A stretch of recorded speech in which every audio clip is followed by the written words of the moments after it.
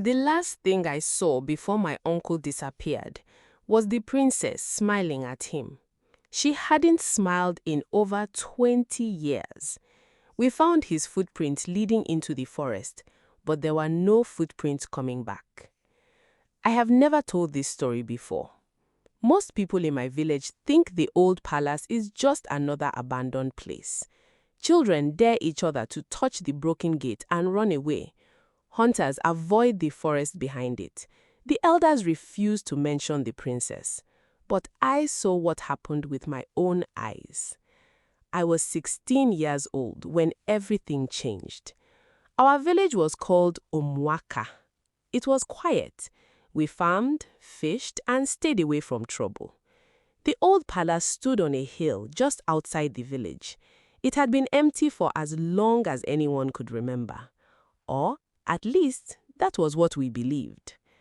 The elders always warned us never to go near the palace after sunset.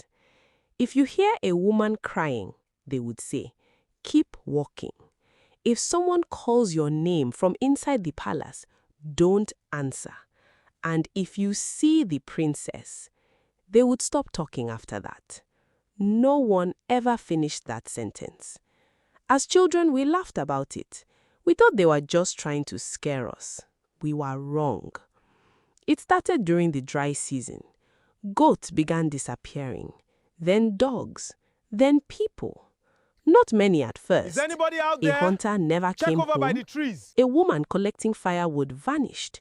A young man who claimed ghosts were fake disappeared after telling everyone he would spend the night inside the palace. The next morning, they found his lantern outside the gate. The flame was still burning, but he was gone. The village became afraid. No one walked alone anymore, even in daylight. That was when my uncle, Chike, decided he would solve the mystery. He was known as the bravest man in our village. He laughed at fear. He said someone was hiding in the palace and using old stories to scare people away. He told everyone, I'll prove it tonight. The elders begged him not to go.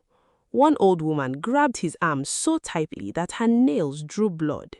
She looked him in the eyes and whispered, if she smiles at you, don't smile back.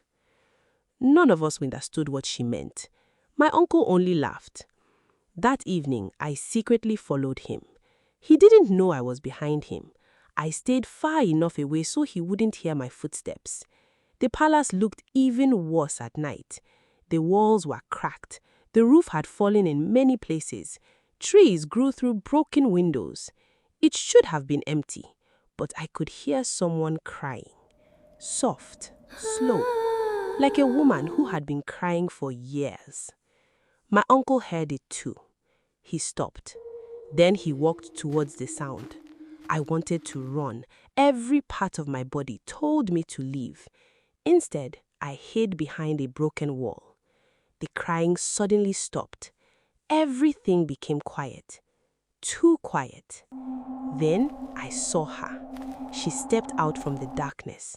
She wore a white wrapper that looked older than anything I had ever seen. Her hair reached the ground. Her face was beautiful, but something was wrong with her eyes. They looked empty, like someone had taken the life out of them. She stared at my uncle without speaking. He stared back. Neither of them moved. After almost a full minute, she smiled. It was small, slow, almost kind.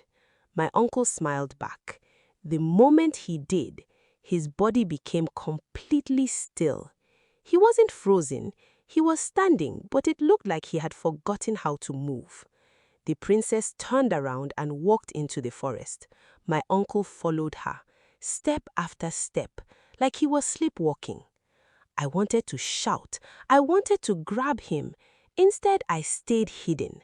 I don't know why. Maybe fear held me in place. Maybe something inside that palace wanted me to stay quiet.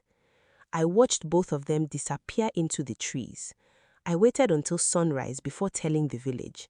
No one believed me. Not at first. Then we followed my uncle's footprints, exactly as I remembered. His footprints entered the forest, but they never came back out. The elders closed the palace gate with heavy chains. They told everyone the princess had taken another soul. That should have been the end, but it wasn't. A week later, someone knocked on our family's door. It was after midnight. My mother told everyone to stay inside. The knocking continued.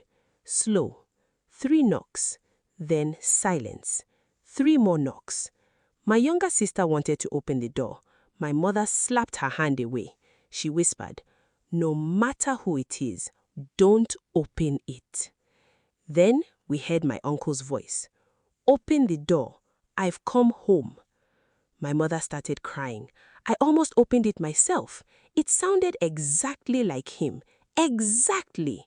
Then my grandmother covered my mouth. She whispered, "If the dead speak outside your house at night, they are not alone."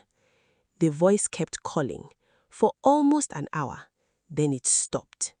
The next morning, we opened the door. No one was there. Only muddy footprints. They led away from the house, towards the palace. After that night, strange things started happening across the village. People began dreaming about the princess. Every dream was the same. She stood beside a river. She never spoke. She only smiled. Those who smiled back in the dream became sick. They stopped eating. They stopped talking. Within days, they disappeared. Always at night. No screams, no struggle. Just gone. The prayers priest tried prayers. Nothing changed. A traditional healer came from another town. He refused to enter the palace. He stood outside for less than a minute before turning around. His hands were shaking. He told the elders, "She isn't a ghost. She is waiting." No one understood what he meant. Then the oldest man in the village finally spoke. He was almost 100 years old. He remembered the true story.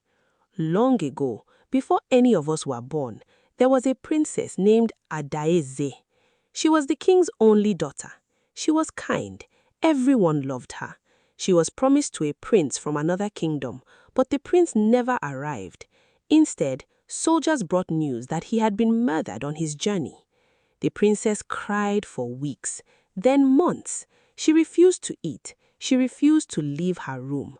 One morning, she disappeared. Some people believe she drowned herself in the river. Others believed she walked into the forest. Her body was never found. After that, people started disappearing, always after seeing a young woman dressed in white. The old man lowered his voice. They say she still searches for someone who will never come, but every person who follows her becomes part of her loneliness.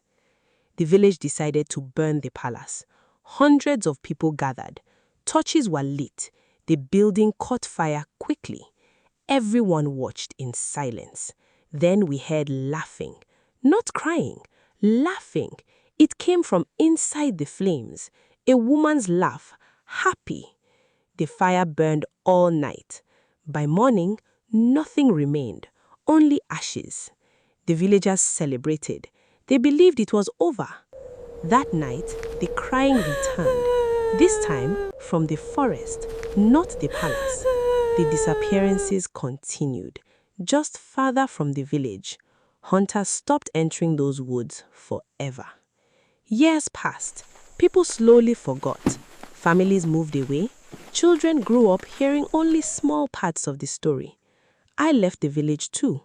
I married, had children, never spoke about the princess. Until 3 years ago, I returned for a funeral. The palace was gone. Only broken stones remained. I decided to visit the old hill one last time. I don't know why. Maybe I wanted proof that everything was real. The place was silent, empty. I was about to leave when I heard footsteps behind me. I turned around. No one was there. Then I heard a woman crying. The same sound, the exact same sound from 50 years ago. I started running away, fast. Then someone softly called my name. Not loudly, just enough for me to hear. I kept walking. Then I remembered what the elders always said: never answer, never turn around. I reached the edge of the forest. Something made me look back, just once. She was standing between the trees, the princess. She looked exactly the same, not older, not younger. She was staring at me. Then she smiled. I ran. I never looked back again. People ask me why I refuse to visit my village now. I tell them I'm too old to travel. That isn't the truth. The truth is much simpler. I know she is still there, still waiting, still smiling. And sometimes, very late at night, I hear 3 slow knocks on my front door. I never open it. I never will. If you like this story, kindly subscribe and follow us for more engaging stories like this.